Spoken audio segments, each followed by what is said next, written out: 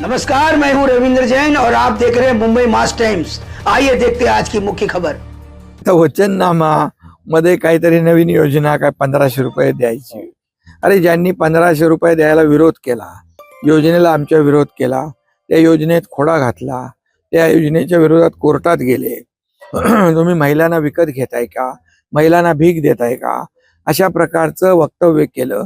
आणि ज्यांनी त्यांना वाटलं नव्हतं की लाडकी बहीण योजना आम्ही सुरू करू आणि अंमलात आणू, परंतु ते सुरूही झाली, अंमलातही आली. माझ्या लाडक्या बहिणींच्या खात्यात पैसेही जमा होऊ लागले.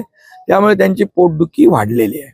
आणि म्हणून जे त्याला द्यायला दानत लागते हे फक्त बोलायचं आहे, बोलाची भात आणि काय बोलाचीच कडी, त्याला द्यायला दानत लागते. हे घेणारे आहेत, देणारे नाही आहेत. त्यामुळे मला वाटतं याचा काही परिणाम या ठिकाणी त्यांचा वचननामा, इतके वर्ष 20-25 वर्ष काय केलं तुम्ही? साधे काँक्रीटचे रस्ते नाही केले, खड्डेमुक्त प्रवास नाही दिला, प्रदूषण वाढवून ठेवलं, त्यामध्ये STP साधे केले नाही, मेट्रोला विरोध केला, मेट्रोला स्टे दिला, सगळ्या कामाला स्थगिती दिली. त्यांच्या 2.5 वर्षाच्या काळात सांगा मला, प्रत्येक कामाला स्थगिती, ते स्थगिती सरकार होतं. आमचं विकासाला गती देणारं प्रगती सरकार आहे.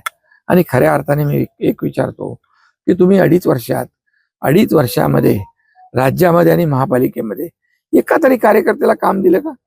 एका तरी कार्यकर्त्याला छोटंसं काम दिलं? एका तरी कार्यकर्त्याला SEO बनवलं? काय केलं हे तरी सांगा.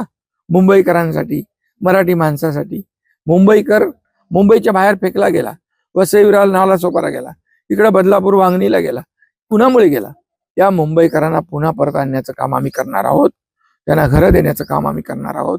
गृहिणी कामगार, डबेवाले, या ठिकाणी आमच्या लाडक्या बहिणी असतील, लाडके भाऊ असतील. BDT चाळीची घरं कोणी दिली? आम्ही दिली. रमाबाई आंबेडकरनं 17,000चा प्रकल्प, 17,000 घरांचा प्रकल्प कोण करतंय? 20 वर्ष यांच्याच कुठल्या तरी बिल्डरने ते थांबवलं होतं. मग त्याला आम्ही चालना देतोय. मुंबई बाळासाहेबांचं स्वप्न होतं झोपडपट्टी मुक्त, 40 लाख लोकांना मोफत घरं देण्याचा आम्ही निर्णय घेतला आहे. आज 12,000 गिरणी कामगारांना घरं आम्ही दिली, 1 लाख लोकांना आणखी देणार आहोत.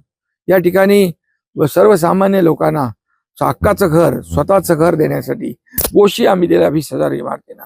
आम्ही पागडी मुक्त मुंबई केली. सगळे रिडेव्हलपमेंटचे प्रकल्प जे होते, रिडेव्हलपमेंट थांबली होती, त्याला आम्ही चालना दिली. काय केलं यांनी हे तर सांगावं मुंबईसाठी. फक्त आणि फक्त मी कालच्या भाषणामध्ये परवाच्या बोललेलो आहे, फक्त मुंबई ही सोन्याची अंडी देणारी कोंबडी आहे असं मग त्यांनी पाहिलं. आणि याच प्रकारे त्यांनी मुंबईकडे पाहिलेलं आहे.